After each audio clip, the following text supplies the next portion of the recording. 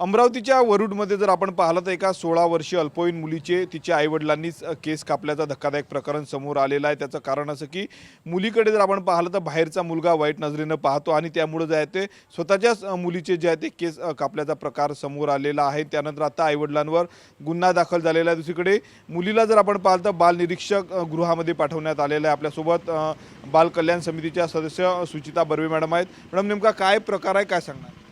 काही नाही, मुलगी जेव्हा आपल्याकडे आली तेव्हा दिसलं की तिचं टक्कल झालेलं आहे ना, तर जेव्हा संवाद साधला तेव्हा लक्षात आलं की आई वडील असुरक्षित असेल कुठेतरी आणि मुलीला कोणी पाहणार का किंवा मुलगीसोबत कोणी बोलणार का किंवा मुलगी कोणासोबत बोलणार का, हा त्यांचा मुद्दा दिसला। आणि आईसोबत वडील पण सावत्र आहेत आणि ते प्रोसेस असेल कुठेतरी घरामध्ये काहीतरी, तर त्यांनी आई मुलीचं पूर्ण टक्कल केलं। म्हणजे तिला विचारलं तेव्हा की एका मशीननी घरातच, आणि अशा विद्रूप अवस्थेत मुलगी होती, तर ते आमच्यासाठी एकदम धक्कादायकच गोष्ट होती, प्रश्नच नाही। आणि मग ह्याच्यामध्ये पोलिसांना आपण संवाद साधला आणि त्यांनी पण त्यामध्ये गुन्हा दाखल केला।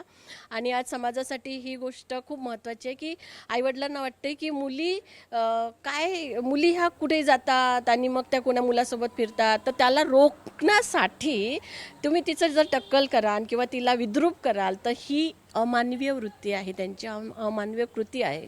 आणि हे खरंच बालहक्क आयोगाच्याही दृष्टीने खूप महत्त्वाचं आहे। त्यांचे हक्क अबाधित राहिले पाहिजे, त्यांच्यासाठी त्यांना चांगलं वातावरण मिळण्यासाठी आम्ही प्रश्न करतो, आम्ही बोलतो, आपण सगळे लोक एकत्र येऊन काम करतो। आणि कुठेतरी अशी जेव्हा घटना घडते ना, तेव्हा मनाला वाईट वाटते की आईवडिलांनी कृपया आपल्या मुलांवर या पद्धतीचं क्रुएल्टी करायला नको, असं मला तरी वाटते। किती दिवसापासून मुलगी आता तुमच्या निरीक्षणाखाली राहत आहेत?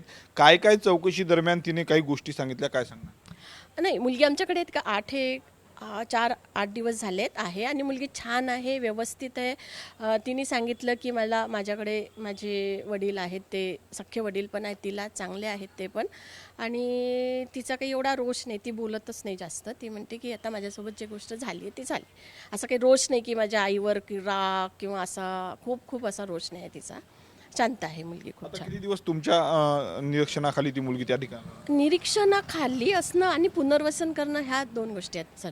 आम्ही तिचं आता पुनर्वसनाच्या प्रोसेसने काम करतो आहे। म्हणजे तिचं शाळा कुठे थांबली असेल तर शाळा कंटिन्यू करणं, तिला आणखीन कशात आवड असेल तर ती प्रक्रिया पूर्ण तिच्यासोबत करणं, आणि तिला या वातावरणाची भीती वाटणार नाही, तो ट्रामामधून ती बाहेर येईल। त्यानंतर तिचं काही मेंटल हेल्थ खराब व्हायला नको की यामुळे तिच्या मनावर काय परिणाम झाले, तिला काय पद्धत आहे, हे हेल्दी वातावरण देण्याचा आम्ही खूप छान प्रयत्न करतो आहे। आणि ती त्याच्यासाठी सपोर्ट पण करते आम्हाला वाटते की नाही, तिला आम्ही काही ना काहीतरी तिच्या पायावर उभं राहून दाखवू, म्हणजे प्रश्नच नाही आहे। आणि बालगृहातली जी टीम आहे, तिथे PO असेल, काउन्सिलर्स असतील, तिथल्या ज्या अधीक्षक असतील, ते खूप छान पद्धतीने त्या मुलीसाठी काम करतात आहे। आणि मुलगी खरंच हेल्दी वातावरणात सध्या आहे तिकडे। शेवटला प्रश्न, आई वडिलांशी तिचं या संपूर्ण घटनेनंतर काही बोलणं झालं का? तुम्ही तसा काही प्रयत्न केलात का, काय सांगणार? नाही, आईवडिलांचा काही संबंध आता सध्या नाही आहे ना, कारण की आम्ही गुन्हा दाखल तिकडे झाल्यानंतर सध्या काही असं कम्युनिकेशन झालं नाही आहे। नाही, काही असं बोलणं झालं नाही, ती आमच्यासोबत आहे आणि खूप छान पद्धतीने आहे सध्या। आपण जर पाहिलं तर वरुडची पीडिता सध्या बाल विकासांचं जे काही गृह आहे त्यामध्ये त्या ठिकाणी आहे, तिचं निरीक्षणाखाली ते संपूर्ण त्या ठिकाणी राहत आहे। तिचं पुनर्वसन करण्यासाठी आम्ही प्रयत्न करणार असल्याचं सांगितलं जात आहे। कॅमेरामॅन अनिकेत दहातोंडेसह मी स्वप्नील उमप, TV9 मराठी, अमरावती।